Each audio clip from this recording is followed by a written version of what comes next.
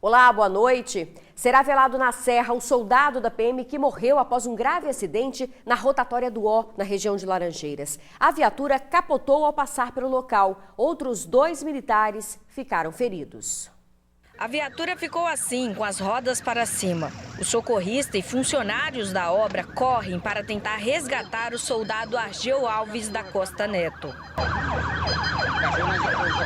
Neste outro vídeo é possível ver o momento em que o socorrista faz massagem cardíaca na tentativa de reanimar o soldado Neto. Um policial civil que parou para ajudar vê a cena aflito. Mesmo com socorro rápido, o militar não resiste. Na direção da viatura estava o soldado Fernandes, que aparece sendo retirado pelos socorristas do SAMU. Ele está acordado e com ferimento na cabeça. Já o sargento Júnior é quem aparece nessas imagens com o cão da equipe. Os 3 seguiam para uma operação policial. O acidente aconteceu na rotatória do Ó, aqui em Morada de Laranjeiras, na Serra, por volta de 9 horas da manhã. O veículo saiu da pista aqui, nesse trecho, e desceu por toda a ribanceira. A queda foi de aproximadamente 10 metros. As causas do acidente ainda são uma incógnita. O que a gente verifica, né, que é uma região que está em obra, o deslocamento de vias tem 3 faixas e ela na curva ela reduz para 2, então pode ter tido um estreitamento, pode ter tido alguma suspeita, algum carro, alguma fechada, alguém encostou na viatura. O primeiro chamado de socorro partiu de dentro da viatura que capotou. O sargento Júnior, que estava no carona, usou o rádio da viatura para pedir ajuda. Ele teve ferimentos no joelho. Eu ouvi via rádio o próprio policial pedindo apoio.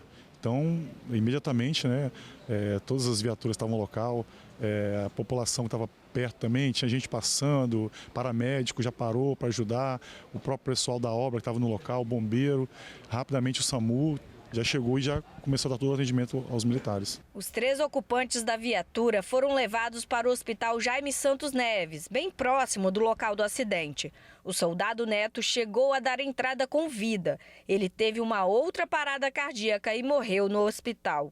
A esposa, acompanhada de familiares, e a filhinha de 1 ano estiveram no local, mas não quiseram falar com a imprensa. O soldado Neto trabalhava no agrupamento de cães. Para a corporação, a dor de perder o colega de farda é indescritível. Mais de 8 anos eu estava na corporação, diversos serviços prestados na cidade de Capixaba. A família policial militar, né, está muito triste, todo mundo. É uma situação muito complicada, muito difícil, né? A viatura envolvida no acidente foi retirada no final da manhã desta quarta-feira por um trator. Este não foi o primeiro acidente no local.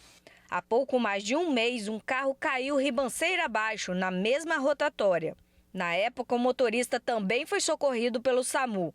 A obra já dura 2 anos e fica num trecho de trânsito intenso. Para a Secretaria de Obras da Serra, não foi a falta de sinalização que provocou o acidente. Sobre a questão da sinalização, a gente monitora a sinalização aqui diuturnamente e especificamente aqui no local a gente tem até um painel de mensagem variável que funciona todas as manhãs e funciona também no período noturno para poder dar esse alerta. A equipe técnica, depois do acidente, já esteve aqui no local e a gente vai procurar colocar adicionalmente alguns elementos de segurança a mais aqui nessa curva direita aqui para quem vai para a morada. O enterro do soldado está previsto para amanhã, às 11 horas, no cemitério Jardim da Paz. Os outros 2 militares estão internados em observação. Ainda na Serra, gente, olha só esse outro acidente. O motociclista é arremessado após ser atingido por um carro. Ele continua internado. Não são nem 6h30 da manhã quando o carro vermelho e a moto entram no cruzamento sem parar. O motociclista é arremessado para o alto, enquanto o carro só para ao bater em uma casa na esquina. O estrondo acordou a vizinhança. Estava dormindo no meu quarto aqui, aí 6h30 da manhã houve uma pancada, 2 pancadas muito fortes. Eu saí correndo quando eu vi o carro tinha entrado na casa do senhor ali, né? E o motoqueiro estava caído ali na esquina. Eu ouvi o barulho e assim que eu ouvi o barulho eu saí para fora para me ver. O que o senhor viu? ouvi um barulho muito forte, um estrondo, como se tivesse caindo alguma coisa muito pesada. O acidente aconteceu no cruzamento das ruas Casimiro de Abreu com a José de Alencar, em São Diogo, na Serra. Uma equipe do SAMU foi acionada e prestou socorro às vítimas. A motorista recebeu alta na tarde desta quarta-feira. O motociclista continua internado. Ele teve ferimentos graves na perna direita e deve passar por cirurgia. Moradores contam que a falta de sinalização aqui na região colabora para que acidentes aconteçam. As ruas, como vocês observam, não tem sinalização. Então, o fluxo de veículo ficou muito intenso, de manhã cedo principalmente, e aí as pessoas não respeitam os cruzamentos, né? Então, acontece isso aí que aconteceu hoje de manhã. Há um mês, nesse mesmo lugar, uma senhora voou daquela esquina aqui, nesse mesmo lugar, só que foi mais uns 5 metros à frente. E, infelizmente, as pessoas não respeitam, né, um outro, de forma assim que um controla a velocidade, para o outro passar. Então, infelizmente, essas coisas não. Enquanto a sinalização não chega, sobra para o seu Ézio reconstruir a parede. No mesmo dia do acidente, o encontramos assim, tapando o buraco. Olha, o ciclista que foi atropelado e arrastado por um motorista em Aribiri, Vila Velha, no último domingo, deu entrevista para a nossa equipe. Ele ainda se recupera do acidente, vai precisar de uma cirurgia no tornozelo e quer que o suspeito seja encontrado. Ferimentos no ombro direito, na região lombar e principalmente na perna esquerda. Sidney está com muita dificuldade para andar e está fazendo uso de vários medicamentos. Ele ficou assim depois que sofreu um acidente na manhã do último domingo, no bairro Aribiri, em Vila Velha. As imagens são bem fortes. Um carro de cor prata bate num veículo estacionado. O motorista tenta fugir e atropela um ciclista. Mas mesmo assim, o condutor continua e arrasta o ciclista pela rua. O ciclista é Sidney. Um entregador de mercadoria de 43 anos pensou que ia morrer. Quando fui ver, o carro tinha pimperado por trás. Me jogou para cima e, em média de distância, me arrastou de chão afora para ele parar, tá me machucando. Você gritou para ele parar, né? E não parou. A bicicleta dele ficou bastante danificada. Ele estava indo para a casa da prima. Como demorou para chegar, sem saber o que havia acontecido, a prima mandou essa mensagem para ele. Ei, prima, eu te liguei, fiz um almoço aqui achando que você ia vir, você não veio. Aconteceu alguma coisa? Em nota, a Polícia Civil informou que identificou o suspeito e foi até a casa dele. Mas ao chegar na residência, ele não foi encontrado. Enquanto o suspeito continua foragido, Sidney aguarda por uma cirurgia no tornozelo esquerdo, marcada para o próximo sábado. Pensou que fosse morrer? Você quer morrer. Estava com muita dor. Estou sentindo muita dor ainda. Quase não estou dormindo à noite. Tomando remédio controlado. O que você espera desse caso? Você espera que a polícia encontre o motorista? O que você espera daqui para frente? Eu quero que a polícia encontre ele e entregue no mão de Deus.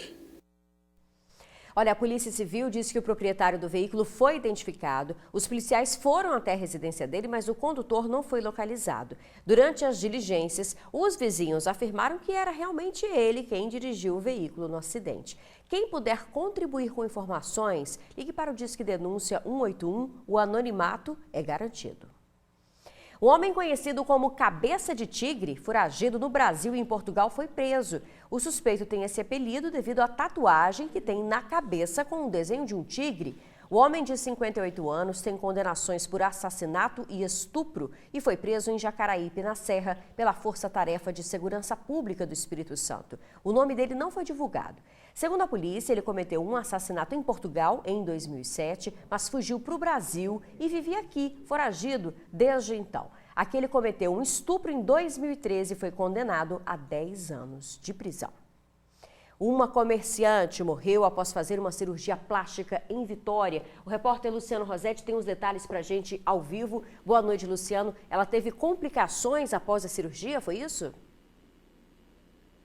Exatamente, Isabela. Boa noite para você, para o amigo, para a amiga do TN que nos assistem. Boa noite para todo mundo. A vítima se chama Sabrina. Ela passou por 2 procedimentos numa clínica particular em Vila Velha. Um deles de lipoaspiração e o outro de implante de silicone.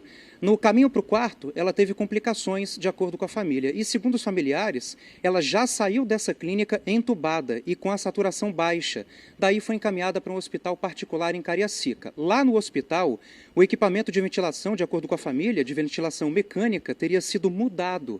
Foi nessa hora que Sabrina teve parada cardíaca e acabou não resistindo.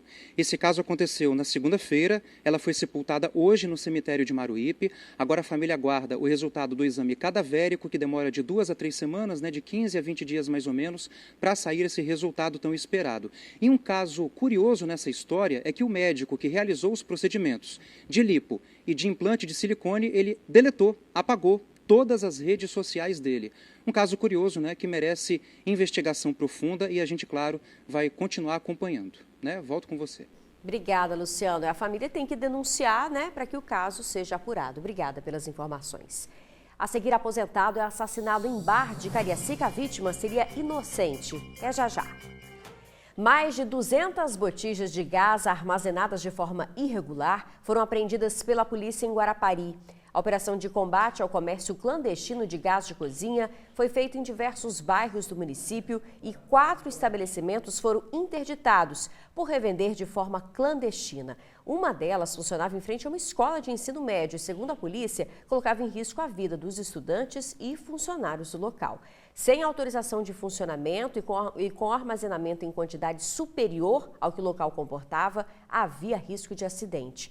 O proprietário fugiu ao perceber a presença da polícia, mas já foi identificado. Os responsáveis podem responder por crime contra a ordem econômica e pegar de 2 a 5 anos de prisão. A polícia investiga a morte de um aposentado que foi assassinado em Cariacica. Ele seria vítima de uma briga de gangues na região dos bairros Oriente, Mata da Praia e Itanguá. Seu Edivaldo, que era mais conhecido pelo apelido de Deco, foi covardemente assassinado. Quem o conhecia dizia que era trabalhador. Está aposentado há poucos meses. Tinha planos simples para aproveitar essa nova fase da vida. Comprou um carrinho dele, estava feliz, então ele estava trabalhando, modificando a casa dele, fazendo as escadas. Quando ele saiu, a rotina de ele ir no barzinho tomar uma quentinha dele.